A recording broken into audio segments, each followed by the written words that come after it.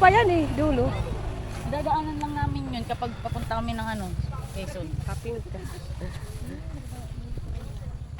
Bakit ganun? Umuulan hindi? Umuulan hindi? Ah, ganyan ba yan? Kaya hindi niya makapansin sa gusto niya maglakad. Natutuyo ako, tapos maya-maya basa na. Stop over. Oo.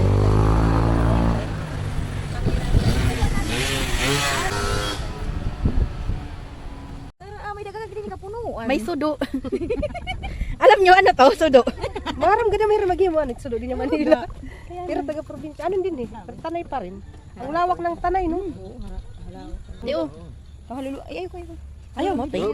Pero, kwan hiya. Nanilot na guys. Sayang, itatapon lang to. Mura nga dito yung buko nila sa Maynila. 50, 60 lang buko. Pero yung tanin yan. Oo.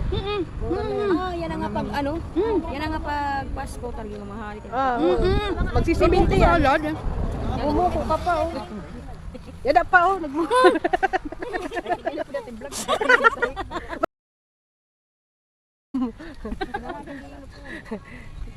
Pinangawat kami. Papang dito siya ito ginuubod.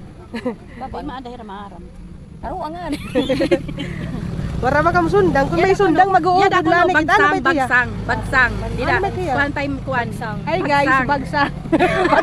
Bagsang, dito naman ba bagsang? Tara na, malayo-layo pa. Ang aming mga motor. Ganun dapat ang sa amin ni Ate.